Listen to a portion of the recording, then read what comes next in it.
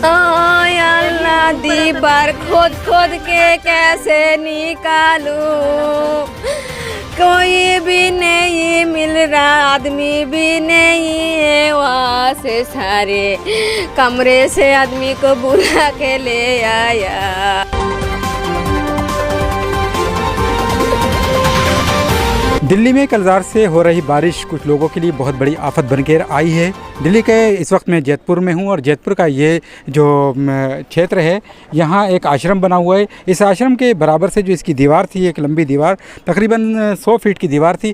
ये लगातार हो रही बारिश की वजह से वो दीवार देखिए वहाँ से जो गिरी है, और ये दीवार का मलबा जो जब आकर यहाँ की इस झुग्गियों पर गिरा, झुग्गियों के में जो लोग रह रहे थे उसमें लोगों में से 7 लोगों की मृत्यु हो गई और एक गंभीर रूप से यहाँ घायल बताया जा रहा है। और ये यहाँ हम आपको दिखा देंगे कितना भयानक मंजर है। यहाँ जिस तरह से आप देख रहे हैं, ये कपड़े लत्ते और बिस्तर वगैरह और सब ये जो जिस तरह से इनको बर्बादी हुई है, यही इनके ये रहने की जगह थी, यही झुग्गियाँ थी जिसमें ये अपनी ज़िंदगी यहाँ गुजारते थे। यहाँ मजदूरी वगैरह करके किसी तरह से अपना गुजारा करने वाले लोग थे। और एक अचानक ये इस दीवार की वजह से ये मौत का शिकार हो गए हैं यहाँ के। हम यहाँ के जो स्थानीय लोग हैं उनसे जानने की कोशिश करेंगे कि किस तरह से ये हुआ था। क्या कहेंगे आप यहीं रहते हैं? रात को पूरी बारिश हुआ था। बारिश होने के उसमें रात सुबह 8 बजे तक 8:30 बजे तक ये गिरा है। इसमें था 12 आदमी था, लेकिन कोई दुकान संभालने गया, इसमें 8 आदमी था।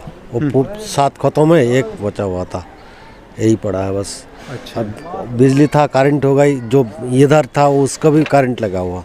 करंट लगा है या दीवार जो इतनी बड़ी गिरी है? हाँ, दीवार इतनी बड़ा और रात सुबह गिरा है 8:30 बजे। ये तो काफी मोटी दीवार दिखाई देती है। अचानक ही कैसे?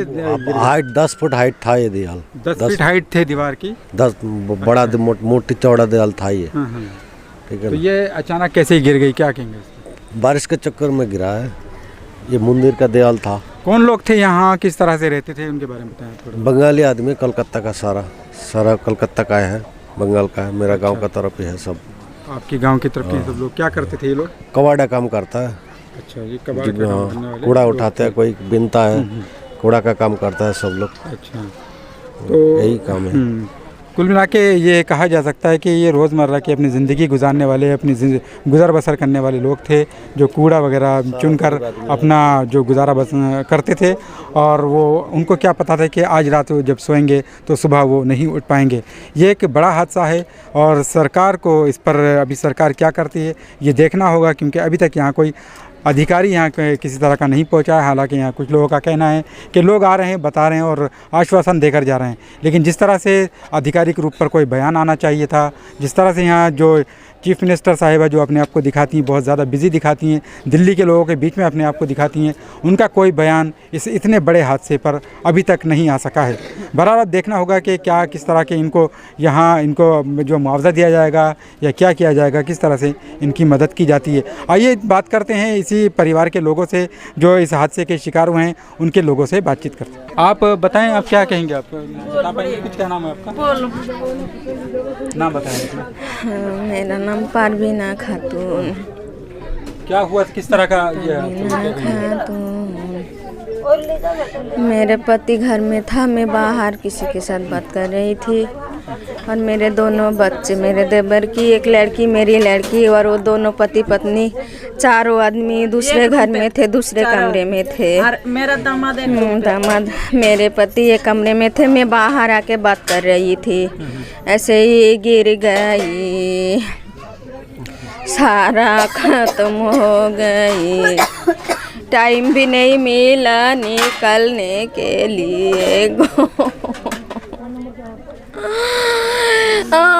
अल्लाह दीवार खोद खोद के कैसे निकालूं, कोई भी नहीं मिल रहा, आदमी भी नहीं है, वहाँ से सारे कमरे से आदमी को बुला के ले आया, ईंट तोड़ तोड़ के एक एक करके निकाला।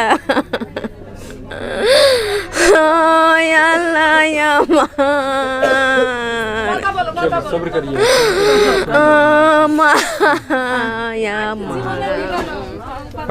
जिस घर के परिवार के जिस परिवार के जो लोग जाते हैं ये वो ही इसका दर्द सही समझ सकते हैं। हम या आप उतना दर्द नहीं समझ पाएंगे। जिस तरह से ये महिला के पति जो इस हादसे का शिकार हुए हैं वही ये महिला ही बता सकती हैं, या महिला जिस तरह से अपना दर्द बयां कर रही हैं वो उस दर्द को सहा नहीं जा सकता, उस दर्द को कोई नहीं समझ सकता। यहाँ और भी हमारे साथ महिला हैं। आप बताएं क्या आप क्या कहेंगे? मैं दिल्ली में रहती हूँ। तो हमें फ़ोन करी मेरे को जैसे ऐसी हुआ तो हमें आधा घंटा हुआ मैं अभी आई, बोले जैसी हो गया पाचिर गिर के तुम्हारा दामाद नाती खत्म हो गया। आपके भी दामाद? हाँ मेरा क्या नाम था दामाद दामाद का आपके? रोबुल क्या रोबुल करते थे? शेख। और ये यहाँ पे कबड्डी का काम करती थी। अच्छा, नातनी रुखसाना। आप किधर थी?